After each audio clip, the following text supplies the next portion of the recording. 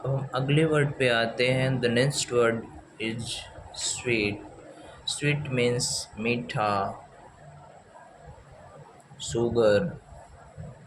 और दूसरा मीनिंग होता है स्वीट का हमारा किसी रूम का कमरा।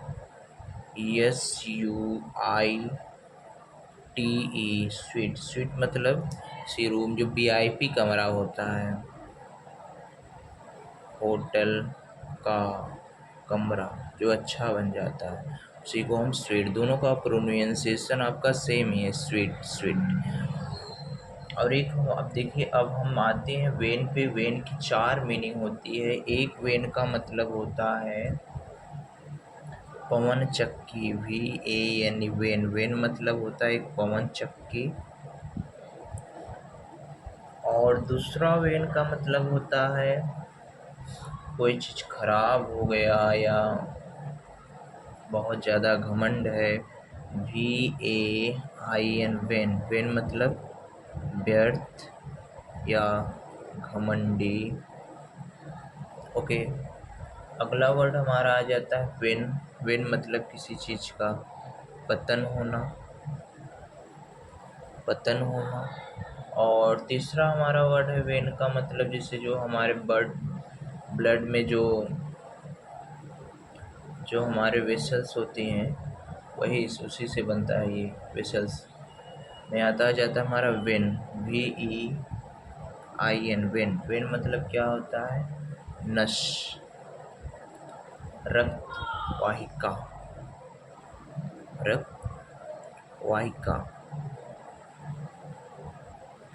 फिर अगले वर्ड पे हम आते हैं।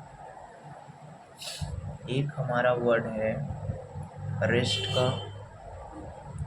देखिए, रेस्ट की 2 मीनिंग होता है। एक रेस्ट का मतलब होता है किसी चीज़ को छीन लेना किसी के हाथों से। चोर किसी चीज़ को किसी के हाथ से छीन कर लेके भागता है ना, उसी वर्ड को हम बोलते हैं रेस्ट। रेस्ट की 2 मीनिंग होती है, अभी मैंने बताया। एक होता है रेस्ट मतलब छीनना, WREST रेस्ट। रेस्ट मतलब होता है छीनना। और दूसरे रेस्ट का मतलब होता है आराम करना, REST रेस्ट। रेस्ट मतलब क्या होता है? आराम करना। मैं आपको सारे वर्ड याद करवा दूंगा, मेरा मतलब है याद करना ना, मैं सारे याद करवा। देखिए, यहाँ पे हमने पढ़ा, अब रेस्ट हो गया। अब अगला वर्ड हमारा आता है वेट। वेट का यहाँ पे 3 मीनिंग होता है। एक तो वेट का मतलब होता है किसी चीज़ का स्वाद लेना,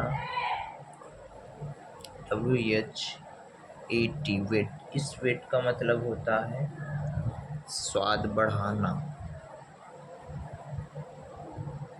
स्वाद बढ़ाना। और दूसरे वेट का मतलब होता है गीला, WET वेट। वेट मतलब होता है गीला। और तीसरे वेट का मतलब क्या होता है? जो पशुओं के डॉक्टर होते हैं ना, उन्हें हम वेट बोलते हैं, पशु चिकित्सक, चिकित्सक। अब अगला वर्ड हम आता है रो, ROW रो। रो मतलब पंक्ति, सॉरी, रो मतलब पंक्ति। जैसे आपने देखा होगा, इसको रो बोलते हैं, ऐसी लाइन को। और ऐसी लाइन को हम कॉलम बोलते हैं। ऐसे ऐसे कोई लिखा हुआ है तो कॉलम बोलते हैं। अब इस ऊपर वाली लाइन को रो बोलते हैं। अब एक रो का मतलब होता है हमारा झगड़ा। देख रहे हैं, दोनों की स्पेलिंग सेम है, ROW। एक रो का मतलब होता है झगड़ा। ओके। अब अगला वर्ड, एक और वर्ड देख लेते हैं, 6। एक टीयर का मतलब होता है किसी चीज़ को फाड़ना, TEAR टीयर। टीयर मतलब होता है फाड़ना।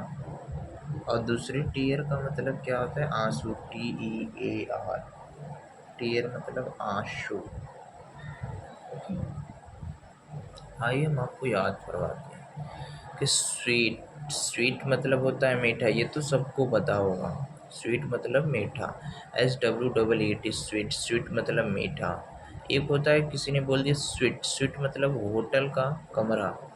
इसमें इसको याद कैसे करेंगे, आपको देखना है यहाँ पे, जिस जिस स्वीट में डब्लू आता है, जिस स्वीट में डब्लू आता है तो उसका मतलब हो जाता है मीठा, और जिस स्वीट में यू आता है उसका मतलब हो जाता है होटल का कमरा। ओके, अब देखिए, अब वेन पे आ जाते हैं हम। अब वेन को कैसे याद करेंगे ना, जिस वर्ड में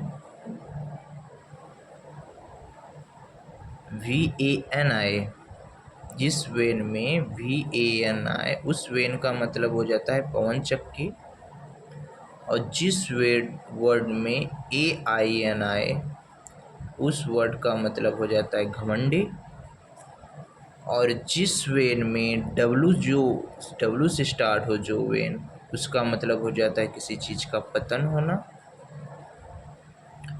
और जिस वेन में EIN आए उस वेन का मतलब हो जाता है नशे, विसल्स। ओके, अब रेस्ट की मैंने दो मीनिंग बताया। एक तो रेस्ट का मतलब होता है छीनना, और दूसरा रेस्ट का मतलब होता है आराम करना। तो जिस जिस रेस्ट, एक होता है देखो REST वाले में, इसको तो सबको पता है, रेस्ट मतलब आराम करना। अब इस REST के पहले अगर हम W लगा देते हैं, REST के पहले अगर हमने W वर्ड ऐड कर दिया, तो इसका मतलब हो जाता है किसी चीज़ को छीनना, किसी छीन के लेके भागना, किसी को ज़बरदस्ती छीनना। अगला वर्ड हमारा आ जाता है वेट। वेट की मैंने मतलब तीन मीनिंग बताई है।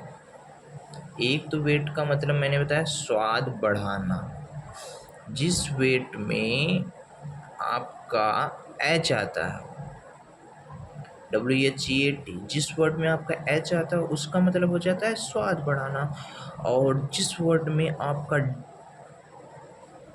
WET आता है, ये आपको याद करना पड़ेगा WET वाले को। जिस W के साथ जो सिर्फ W के साथ ही अचना है, उस वेट में हमारा, उस वेट का मतलब हो जाता है गीला होना, और उस वेट में जिसमें W के साथ H आता है उस वेट का मतलब हो जाता है बढ़ाना, और जिस वेट को V से हम स्टार्ट करते हैं, जिस वर्ड की इनिशियल में V वर्ड होता है, उस वेट का मतलब हो जाता है पशु चिकित्सक। अब मैंने बताया यहाँ पे रो, देखो रो का मतलब होता है पंक्ति। अब दोनों को इसको याद ही कर लो क्योंकि इसमें कुछ है नहीं। एक रो का मतलब होता है पंक्ति, ROW, रो, रो मतलब होता है पंक्ति ना, इसको रो बोलते हैं। ऐसी लाइनों को हम क्या बोलते हैं, रो बोलते हैं। ऐसी लाइनों को हम क्या बोलते हैं, कॉलम बोलते हैं। ओके, अब इस रो का मतलब हो जाता है, एक रो का मतलब होता है झगड़ा। दोनों का जो है मीनिंग सेम है, तो ROW, रो, रो मतलब झगड़ा। टीयर में भी देखिए दोनों की मीनिंग सेम है। एक टीयर का मतलब होता है फाड़ना, एक टीयर का मतलब होता है आंसू। एक याद रख लो, दूसरा अपने यहाँ पे आ जाएगा। जैसा सेंटेंस रहता है वैसा हम यूज करते हैं। Thank you.